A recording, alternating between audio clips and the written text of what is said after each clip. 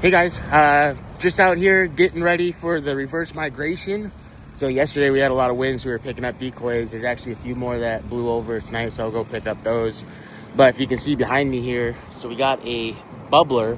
So I don't know if you guys have access to one of those. They're really nice. So when the reverse migration sets, and if you still have ice over in your area, opening up your lakes and water holes are key.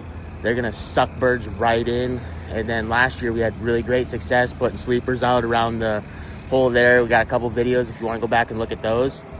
But so if you got access to that, that is going to be key for the reverse migration, is setting one of them up. So those are really, really nice to have. So, and you give it run it for about half a day, and it should open all of this up. So it should open up everything up over to here.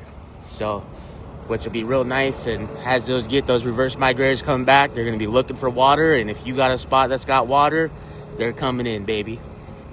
All right, so we just got back out to the property. We're just installing new batteries in the cameras. So we run Tacticams, and we run about 6 to 7 on this property that we have access to, or that Adam owns, and then we have another few out in the sand hills that we have watching the muley deer.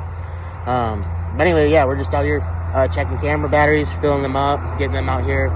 But a good thing too to keep in mind, sorry with the traffic with the interstate right by, but good thing to keep in mind when you're out like setting up feeders and stuff like that too, and cameras, when it gets real cold and stuff, and if you have a larger property, it's a good idea to put out a few extra feeders, because when they feel like they want to reserve as much energy as possible when it gets real cold, so that way they don't have to move as far to a feeder. So it's good to utilize cameras as a tool to help you navigate their patterns and routines, but also get your boots on the ground too. Like go out and look for scat and deer tracks and stuff like that. But also utilize the cameras too as a tool to help you learn where they're bedding, where they're more comfortable at, and put that food. Don't be afraid to put it by them. That way it's easy access to them, and it's good nutrition for them, especially when it's cold, especially when there's snow on the ground in your area. And it's good to get those nutrition in them, because those bucks are just coming out of the rut, or been out of the rut now for a couple months. And now, as does are starting to, they're pregnated, they got fawns that they're carrying, they want to nurture them. It's a good boost in nutrition during this time frame, especially when they start having their babies here in spring. That'll help boost the nutrition of their milk too. So just something to keep in mind. But that's what we're out doing. I actually saw 5 geese just fly by, so hopefully that's a good sign to see the start of the migration. And we'll go check on our bubbler to see how big of a hole we got so far. All right, so we just got back over here. So we were just over there filling up, or not filling, but putting in new batteries for the Tacticams. And then we just got back over here checking on the bubbler. So you can see it's been going for about, it started it this morning, so it's probably been running for a good 4 to 5 hours. So you got a decent sized hole so far, but I'm gonna probably just let it run overnight and just really open this up. Actually, like I said before, we've seen 5 geese already, so just gonna let this thing keep going, and hopefully we can get this all going and open up real good. So the goal is, so once we get a big enough area that we want, is we'll put shells and sleeper shells all around the edge as close as we can safely get to the water. So, but that's the whole goal out there. But like I said, it's very important when you do this. Ice safety is number 1.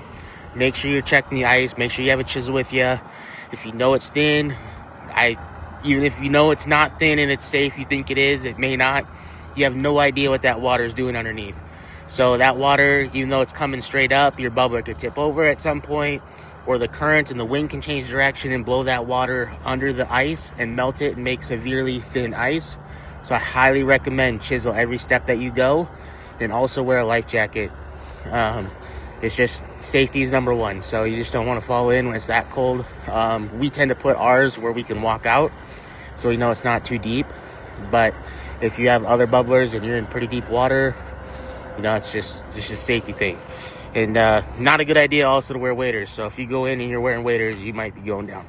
So keep your waders off when you're on the ice too. But other than that, I will give you guys an update tomorrow on what we're doing, and hopefully it's supposed to warm up here in the next 10 days, so hopefully we can get into some geese. But right now I'm just kind of sitting out here and waiting and see what flies. So all right, we'll catch you guys on the next one.